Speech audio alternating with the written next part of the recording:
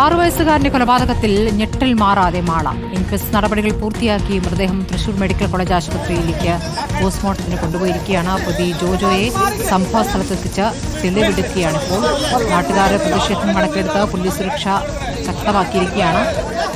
Jason ചാമാളപ്പിൽ. Jason, ഈ പിഞ്ചു കുഞ്ഞിനെ എന്തിനു കൊലപ്പെടുത്തിയെന്ന് ഇയാൾ സമ്മതിച്ചിട്ടുണ്ടോ? പോലീസിനോട് വെളിപ്പെടുത്തിയിട്ടുണ്ടോ? ഇപ്പോൾ വലിയ പ്രതിഷേധത്തിനിടയിൽ അവിടെ തെളിവെടുപ്പ് നടക്കുന്ന ദൃശ്യങ്ങളാണല്ലോ കാണുന്നത്. സുജയ, ഇപ്പോൾ തെളിവെടുപ്പ് നടക്കുന്ന ആളുകളുടെ രോഷം ശക്തമായിട്ട് തന്നെയുണ്ട്. ആളുകൾ കയ്യേറ്റം ചെയ്യാൻ ശ്രമിക്കുന്നുണ്ട്. കനത്ത പോലീസ് സംരക്ഷണം ഏർപ്പെടുത്തിയിട്ടുണ്ട്. അതിനിടയിലാണിപ്പോൾ ഈ വീടിന് 200 മീറ്റർ മാത്രം അകലെയാണ് ഈ സംഭവം നടന്നത്. ഇപ്പോൾ കുളത്തിന് സമീപത്തേക്കാണ് ഇരിഞ്ഞാലക്കുട ഡിവൈഎസ്പിയുടെ നേതൃത്വത്തിലുള്ള സംഘം ഇപ്പോൾ എത്തിച്ചിരിക്കുന്നത്. ആളുകൾ ചുറ്റും കൂടി കയ്യേറ്റം ചെയ്യാൻ ശ്രമിക്കുന്നുണ്ട്. പക്ഷേ പോലീസ് കനത്ത സംരക്ഷണം ഒരുക്കുന്ന നമുക്ക് ആ ദൃശ്യങ്ങളിൽ നിന്ന് കാണാം. വീടിന് മുമ്പിലൂടെയാണ് ജോജോയെ ഇപ്പോൾ ഇങ്ങോട്ട് കൊണ്ടുവരുന്നത്. നമുക്ക് ആ ദൃശ്യങ്ങൾ ചുവന്ന ടീഷർട്ട് ഇട്ട ആളാണ് പ്രതി. ഇന്നലെ വൈകിട്ട് ഈ വഴിയിലൂടെയാണ് 6 വയസ്സുകാരനെ കൊല്ലാൻ വേണ്ടി ജോജോ കൊണ്ടുവന്നത്. ആ വഴിയിലൂടെ വീണ്ടും പോലീസ് തെളിവെടുപ്പിനായി എത്തിക്കുന്നു. മൃതദേഹം പോസ്റ്റ്മോർട്ടത്തിന് പോയിട്ടേ ഉള്ളൂ, മെഡിക്കൽ കോളേജിലേക്ക് കൊണ്ടുപോയിട്ടേ ഉള്ളൂ. ഇന്ന് വൈകിട്ടാണ് സംസ്കാരം നടക്കുക എന്ന് അറിയിച്ചിരിക്കുന്നത്. അതിനിടയിലാണ് പോലീസ് എത്രയും പെട്ടെന്ന് തെളിവെടുത്ത് പൂർത്തിയാക്കുന്ന നടപടികളിലേക്ക് കടക്കുന്നത്.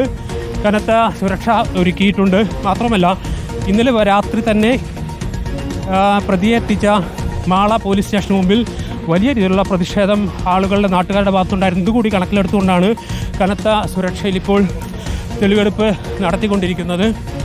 നമുക്ക് കാണാം, ഈ പറമ്പിലൂടെ ഏകദേശം വീടിന് സമീപത്ത് നിന്നും 200 മീറ്റർ കൊണ്ടുവരുന്ന ഇപ്പോൾ പ്രതി എവിടെയാണ് കൃത്യം നടത്തിയതെന്ന് പോലീസിനെ കാണിച്ചു കൊടുക്കുന്ന ദൃശ്യങ്ങളാണ് കാണുന്നത്. ചുവന്ന ടീഷർട്ട് ധരിച്ച് പ്രതിയെ പോലീസ് കനത്ത സുരക്ഷയിലാണ് ഈ കുളത്തിന് സമീപത്തേക്ക് കൊണ്ടുവരുന്നത്. നമ്മൾ രാവിലെ ഇവിടെ എത്തിയിരുന്നു.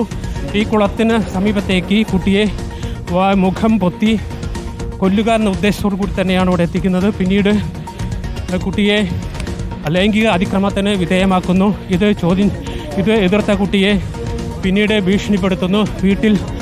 വീട്ടിൽ പറയുമെന്ന് കുട്ടി പറഞ്ഞതോടുകൂടി ഈ കുളത്തിൽ മുക്കുകയാണ്. ഇപ്പോൾ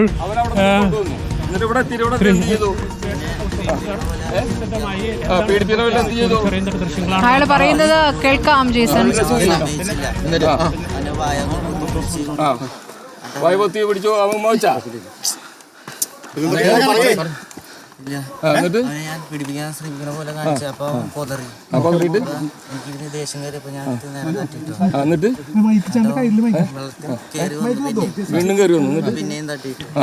പിന്നെയും കയറി വന്നു. പ്രതിയുമായുള്ള തെളിവെടുപ്പാണ്. പ്രതി കുറ്റസമ്മതം നടത്തി കഴിഞ്ഞു. പീഡന ശ്രമം ചെറുത്തതാണ് പിഞ്ചു കുഞ്ഞിനെ കൊലപ്പെടുത്താനുള്ള കാരണമെന്നാണ് ഇയാൾ പറയുന്നത്. ആ തെളിവെടുപ്പിന്റെ ദൃശ്യങ്ങളാണ്. വലിയ രീതിയിലുള്ള പ്രതിഷേധം അവിടെ ഉണ്ടെങ്കിലും അയാൾക്ക് അത്ര കൂസലില്ല. പ്രതിക്ക് താൻ ചെയ്ത തെറ്റിൽ കൂസലില്ല എന്ന് വേണം ദൃശ്യങ്ങളിൽ നിന്ന് മനസ്സിലാക്കാൻ. അയാൾ അത് വിശദീകരിക്കുന്നുണ്ട്. ഭാവഭേദമില്ലാതെയാണ് അത് വിശദീകരിക്കുന്നത്.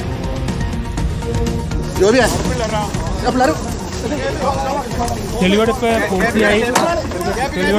ഏതാണ്ട് പൂർത്തിയായി കഴിഞ്ഞു. ഇപ്പോൾ ആ കുളത്തിന് സമീപത്ത് മാത്രമാണ് കൃത്യം നടന്നത്.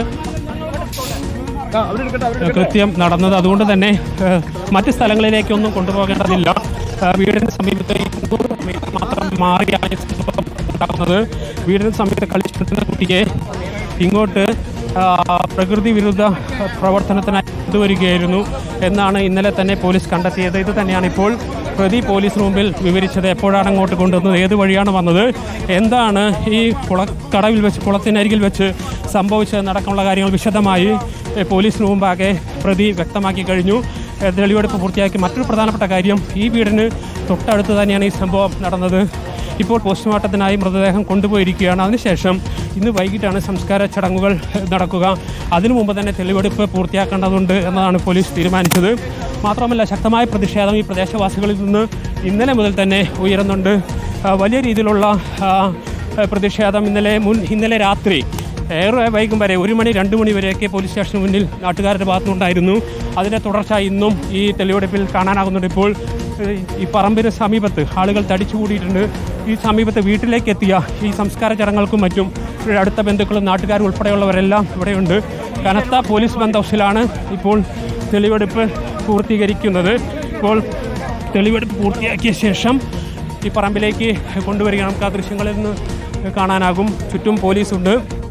ഏതെങ്കിലും രീതിയിലുള്ള അതിക്രമം പ്രതിയോടുണ്ടാവരുത് എന്നതാണ് പ്രധാനമായും പോലീസ് ഇത്രയേറെ സുരക്ഷ ഒരുക്കുന്നതിനിടയാക്കിയത്.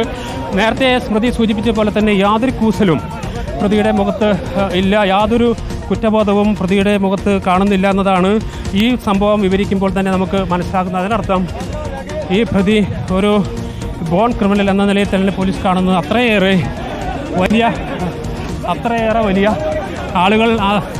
ആളുകളുടെ ഭാഗത്തു നിന്ന് പ്രതിയെ ആക്രമിക്കാനുള്ള ശ്രമം നടക്കുന്നുണ്ട്. പക്ഷേ പോലീസ് കനത്ത സുരക്ഷ ഒരുക്കിയാണ് ഇപ്പോൾ പ്രതിയെ ഇവിടെ നിന്ന് കൊണ്ടുപോകുന്നത്.